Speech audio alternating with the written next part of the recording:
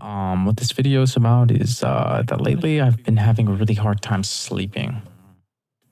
And I kind of want to get into it a little bit because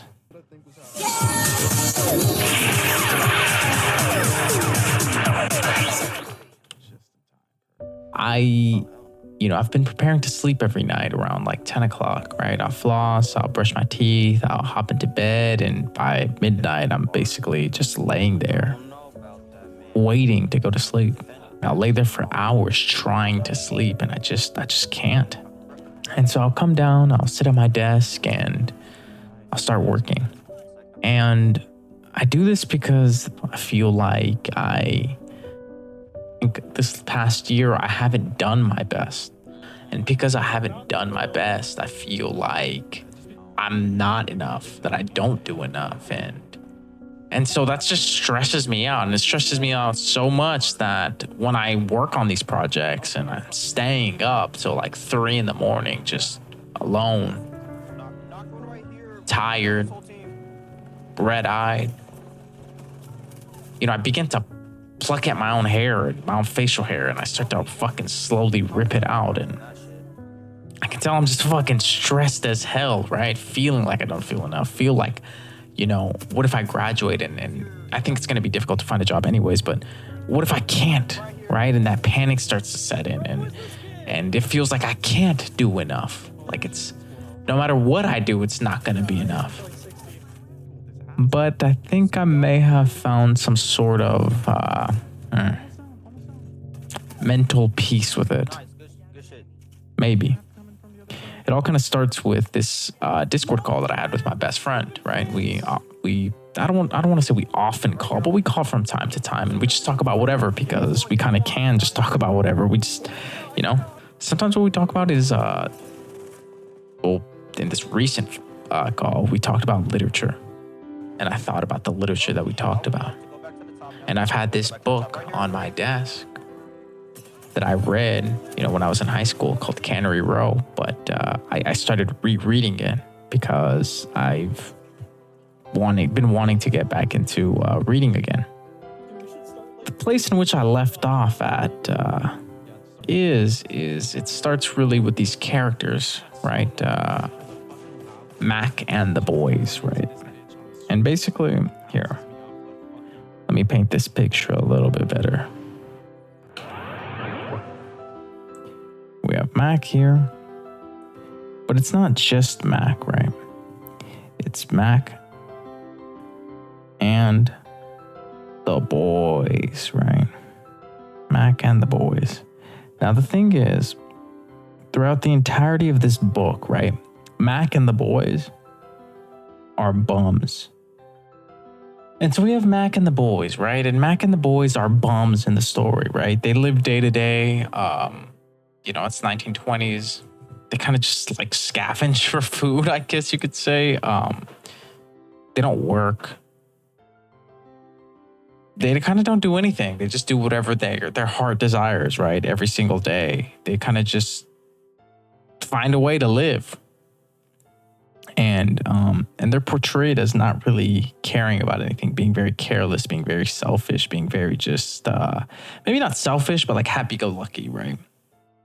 And so where I had left off was Mac and the boys decided to throw a party. And they threw a party for this guy named Doc. Right? Doc. Now, why do I put him in a square box like this? Because Doc is portrayed as being this really cool guy in the story, right? Doc is smart.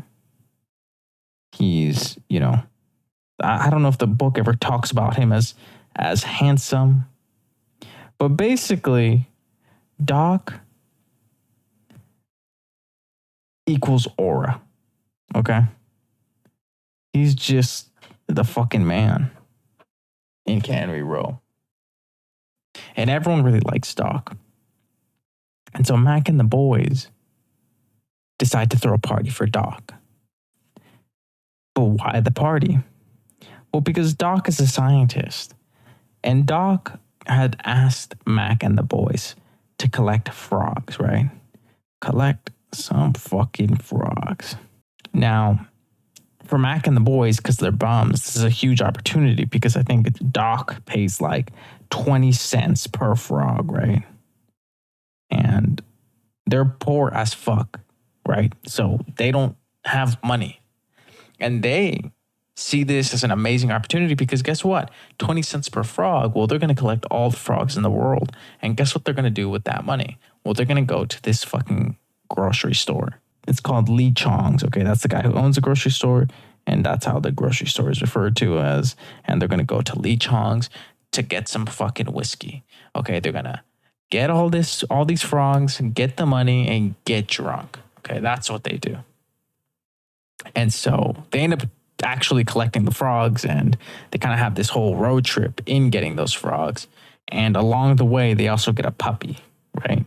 Because they're so thankful to Doc for giving them this opportunity. They throw this party for Doc. They want to make it so special because think about it, right? Mac and the boys are bums. They live day to day with no purpose. The frogs, in a weird way, give them a purpose. Even in the book, right? They don't do anything.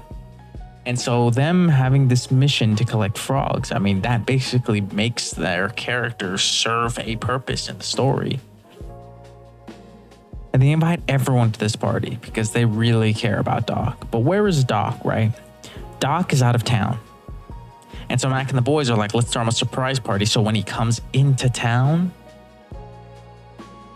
you know, he'll be arriving to a fucking party. And it's crazy because if you think about it, man, imagine you were away at like some business trip and you come back home and there's a fucking surprise party waiting for you. Like you probably just want to unwind and shit, you know, and then there's a bunch of people in your house.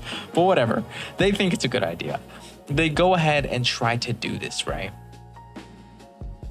Now, what ends up being the issue with this? Well, I'll explain in a minute. Everyone's having an amazing time, right? Party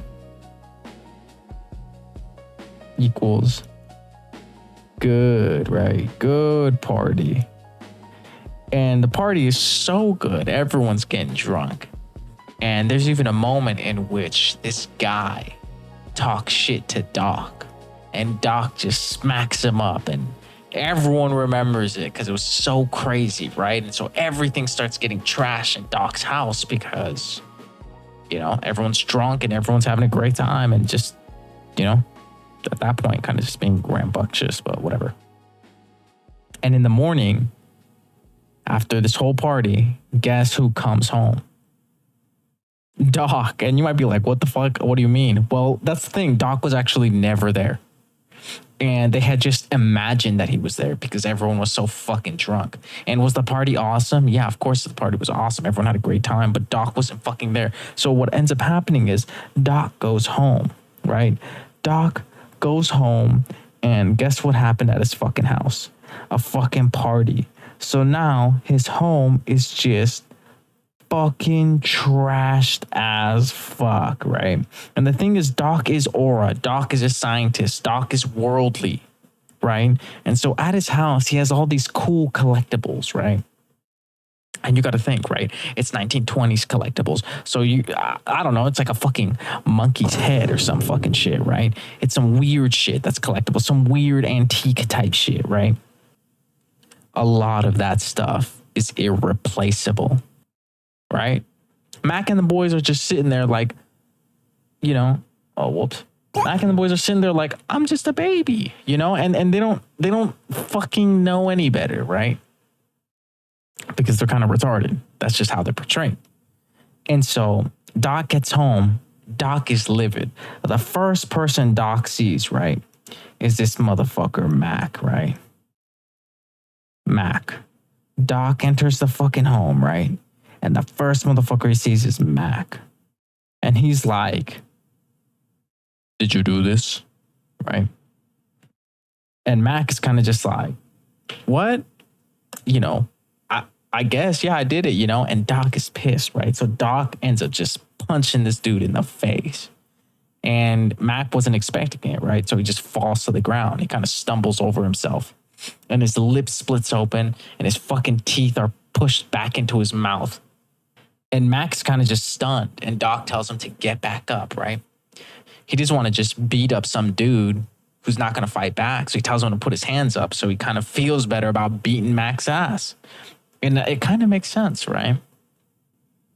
What ends up happening is Mac actually ends up being forgiven, but not in the way that you think, right? Because what ends up happening is Doc lets it go because the way that he sees Mac and the boys is they're bums.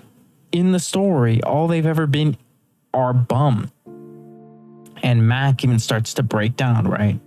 Mac starts to talk about how he is a fuck up, right? Mac fucks everything up that he touches.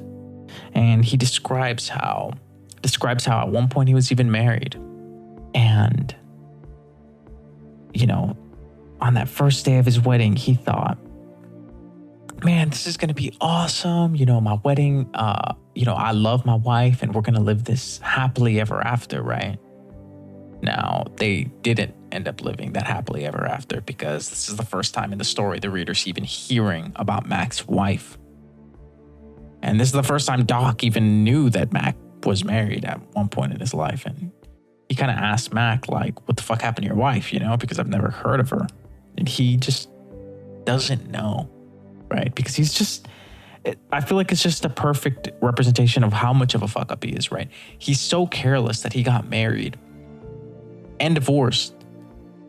He thought he cared about this girl so much, right? He thought he was going to have this happily ever after. And when she divorces him, he doesn't even know what happens to her. He doesn't even know what she ends up doing. He doesn't know anything about her after that. She just kind of just leaves. And, you know, you kind of sit there and ask yourself, like, how? Like, how is it that this guy can be so careless, right? You know, when I first read this, or not when I first read this, but when I was rereading this the other night, I was kind of just like, damn, like, this motherfucker's good for nothing, you know? That's kind of what it is, right? Doc gets his shit broken, Mac and the boys are bums, and that's the cycle, right? That's nature. That's what they are. Careless, bums. Live day to day. They don't give a fuck about anyone else but themselves. And that started to feel like me. Because while I feel like I haven't been doing enough, the real reason, and I kind of I didn't allude to it, but I actually kind of mentioned this earlier, like, I feel like I haven't been doing enough because this past year hasn't gone as well as I'd like it to. And in the face of, you know, my failures, at one point in my life, I dropped out of school. But anything that's not so drastically different from my failures, I feel like I'm starting to repeat, even though I'm not. Right? At the time that I dropped out, I faced a lot of pressures, right? Pressures that I couldn't really handle. And so I feel like I crumbled. And how did that manifest itself? Well, I dropped out. I kind of gave up. Not that, you know, dropping out is so bad, but it's just in the fashion that I did it, in the way that I thought about it, and, you know, the way that I felt about it, right? In hindsight, I can tell you right now that I didn't have to. I kind of just crumbled, to be honest with you. And recently I've been feeling a lot of pressures. And those pressures are obviously connected to my failures. And so I feel like Mac. Like, I can't do anything good. I can't, I'm careless. It's not that I'm a bum, but it's more so like, it's nature for me to fuck things up because I fuck up. But that's just not the truth, right? Because also nowadays I just have a different mindset, right? So I don't respond to the pressures like that, and I don't expect to respond to the pressures like that. But because it happened, because I felt bad about it, because it meant something a lot to me, right? It feels like there's this insecurity of falling back into my old ways. But it feels like I might fall back into it, right? It's the fear of doing that. And And that's really what makes me feel like I don't do enough. That's really what makes me feel scared. That's really what keeps me up at night. That's really why I can brush my teeth, I can floss, I can tuck myself into bed, and yet I will lay there for hours, right? I'll be sitting in the dark, 3 a.m, not getting closer to sleeping because I'm nervous, I'm scared. I feel like I don't do enough. So I get back up and I don't sleep and I work on my projects till, I don't know, 8 a.m, picking at my own hairs, stressed out of my mind, feeling like I'm not doing enough, feeling like I'm gonna fall back into my I don't want to say old ways, right? But feeling like I'm gonna fall back into that failure, feeling like Mac, like it's nature for me to do so. Because as of right now, some may argue I do have something to show for it, right? I went back to school. I go to an Ivy League. Right now, I feel like I don't have enough to show for it. I feel like, wow, well, nothing is secured, right? So I feel very stressed about it. That's just not how things work. And it's funny because, I continued to read that night. And in the following chapters, that's not even how it works for Mac and the boys. Because the thing is, Mac and the boys, for the first time in their life, had purpose. The frogs were symbolic of their purpose, right? They had something to do. And they were so grateful to Doc that they wanted to show appreciation, something that they haven't shown throughout the entire book because all they care about is themselves. And as I continue to read, it's expressed just how remorseful Mac and the boys truly are. And it manifests itself through a storm over the town of Cannery Row, right? You got rain clouds blocking out the sky, thunderstorms, it's raining, it's bad over the town, right? And this is kind of representative of Mac and the boys, right? We'll call them the squad, right? The squad is down. And another thing is that puppy that the squad has, right? Their puppy starts to become very ill, right?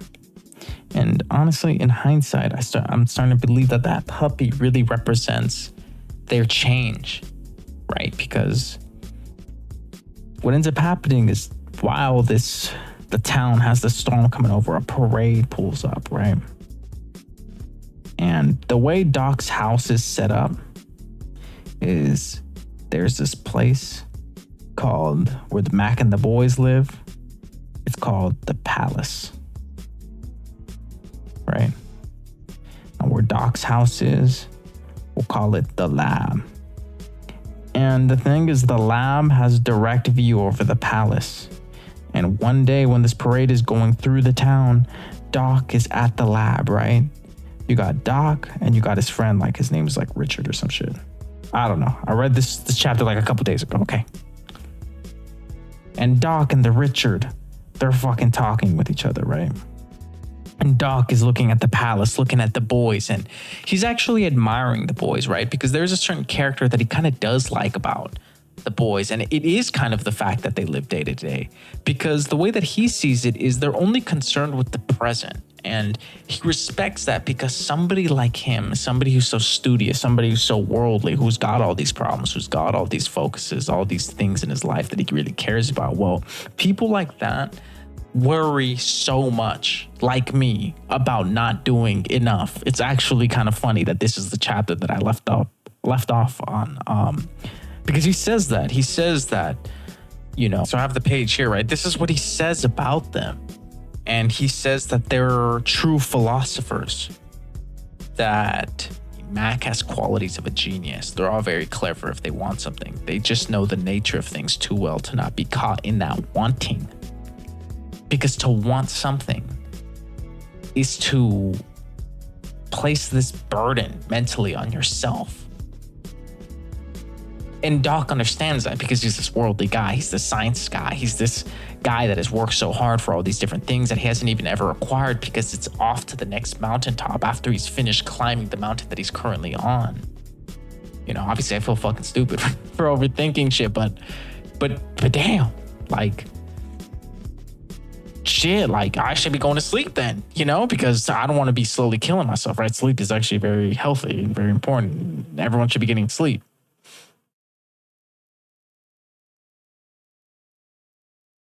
Right, the puppy's called Darling, and during this time, where Mac and the boys are very resentful or remorseful, and they're very just bummed, and their emotions are depicted via this storm over Cannery Row. Darling gets sick as fuck, right? And Darling will not eat. Darling is fucking just skin and bones at this point. And since Mac and the boys don't really know anyone else at Cannery Row who's like a vet, right? Guess who's the guy who serves that role, right? This worldly guy, this smart guy. Hold up, let me move the microphone. It's Doc. So they go to Doc after they trash Doc's house. Obviously, it was an accident, even though they feel so bad about it. And Doc has no idea that they feel bad about it, right? Doc has let this go and he thinks they let this go and he admires that quality about them. He has no idea that they feel bad. But Mac and the boys go to Doc's anyways and they feel so terrible, but they have nothing else, no other choice, because who else is going to help them with Darling, right? Darling isn't eating. Darling is you know, fucking cooked, right?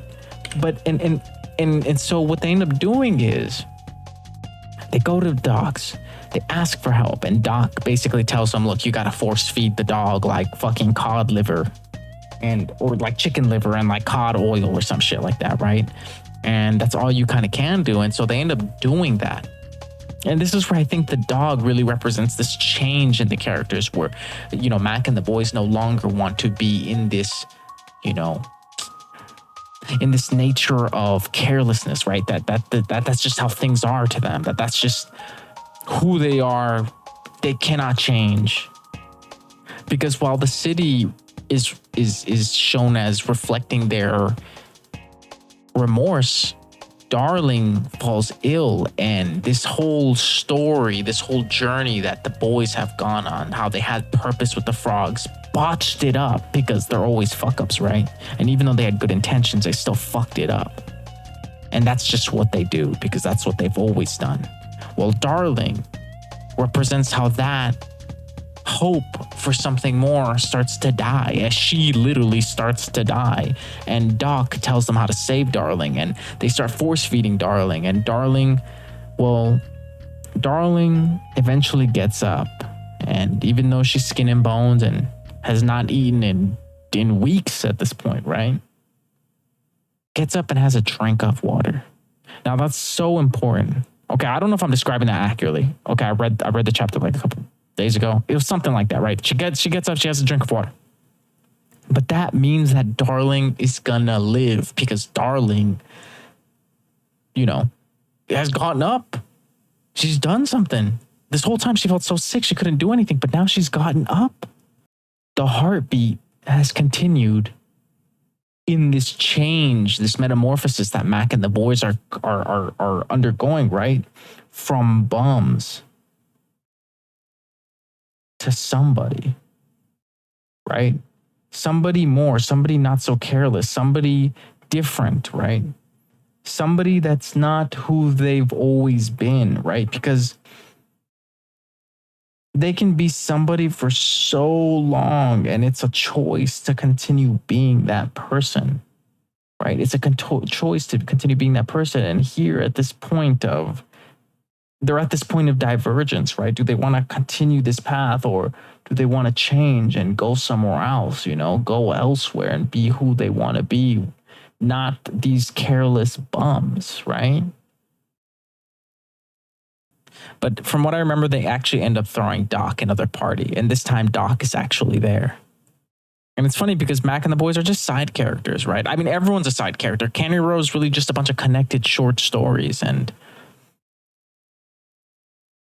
I don't know, at the time when I read it that long ago, I didn't really think too much about it, but reading it now in this moment, it's funny where I left off. It felt like I hold up. Let me put this away, right? It felt like back then I didn't really understand, but now it felt so relatable. It felt so, I don't know, like that's me.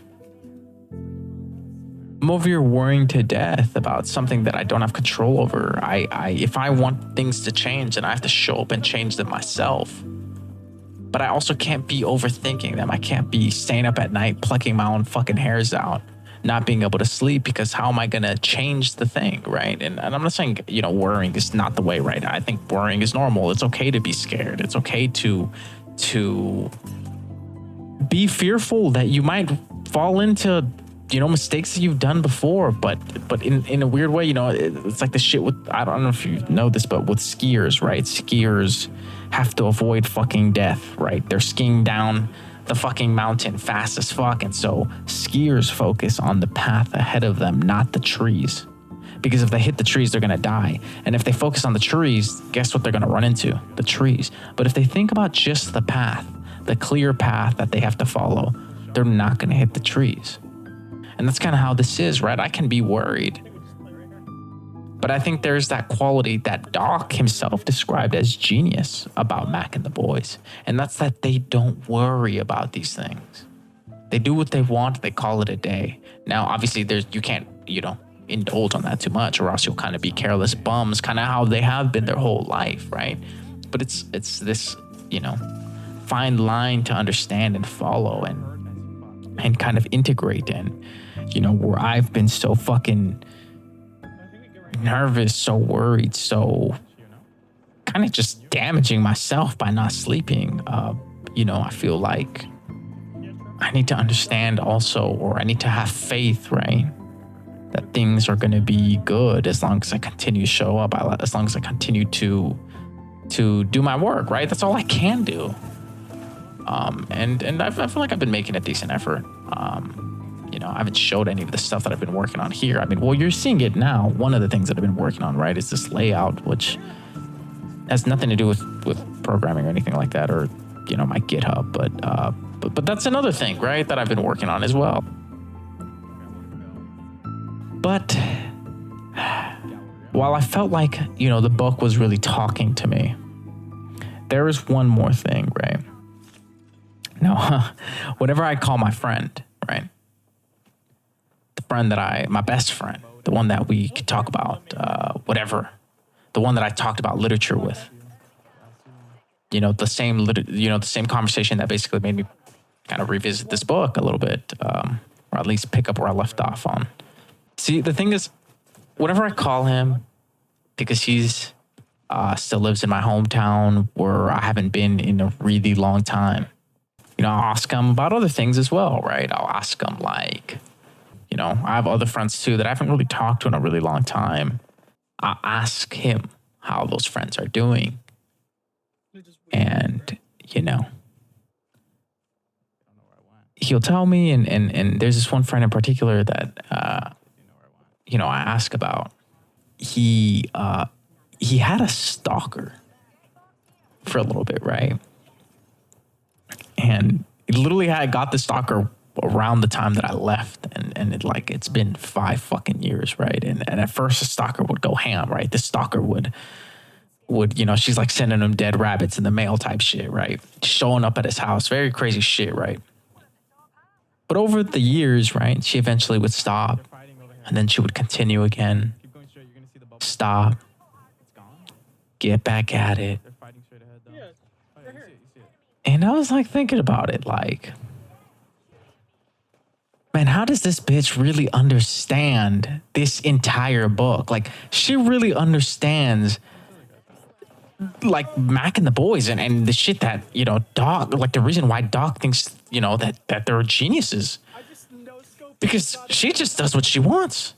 She doesn't care. She does not stress herself out about anything else. She just shows up, she stalks, she stops, and she starts again whenever she feels like it.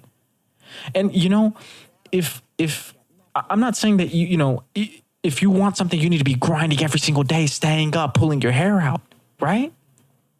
But I do think there needs to be some sort of level of dedication.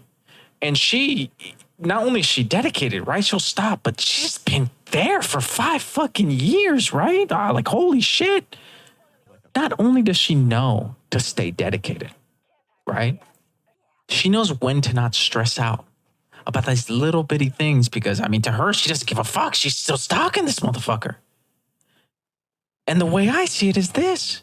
I mean, right? I compare myself to my failures, to things that I right? Because I talked about this earlier where I feel like things haven't gone that well or as well as I'd hope in the past year, right? And I compare these different times in my life where maybe I felt like I was doing more here, maybe I felt like I was doing more there. And if it doesn't meet that level, I stress myself out and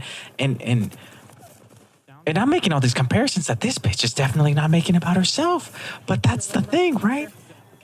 I shouldn't be making those comparisons, right? I should be more like Mac and the boys. And I discussed that whole thing, but I'll be damned if maybe I can't meet my own level, but at the very least, I should meet the consistency that this bitch has been stalking this motherfucker with. Maybe she takes a break for a couple of months and then she's back at it again.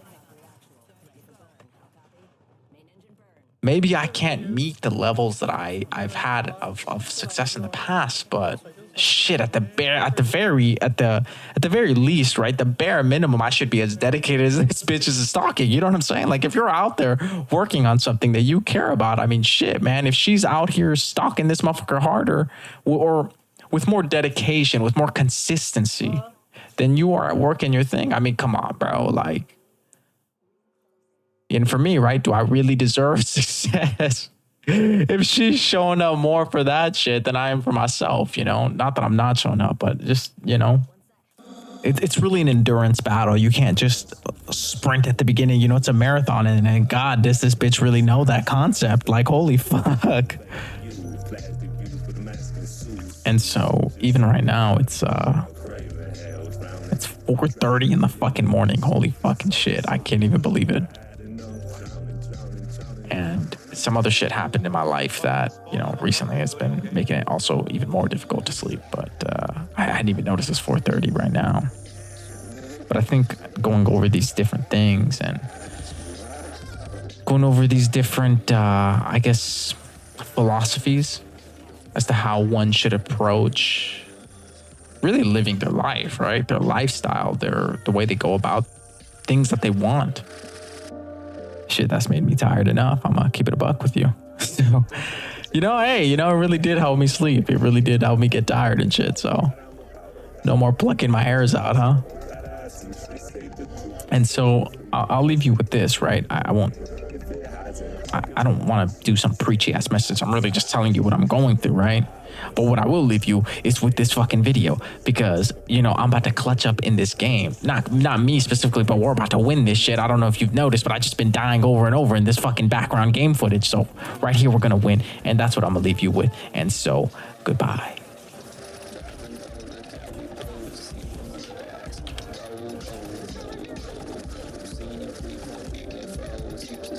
Hey, but I'm still here though. I'm going to keep it a buck with you. But just peep this, right? We get the clutch going. We win the game. And look at the timing on this, right? I'm trying to peep this guy. He just climbs up every time I'm like doing something. Do the missiles, he climbs up. I was just looking at the wall the whole fucking time there. So annoying. If you hold me down, I will never fool around. I will stop all of my games. Let that nigga off so his claim. Get that bitch, I don't do shit. If you fuck up on my dick, figure what I did. This girl somehow, what do we miss? What do we said? I said, fuck you, he said. I said, get out, go. Holy fuck, and I realized I never did my intro, so I'm gonna do it right now, and I'm gonna stitch it into the video somewhere.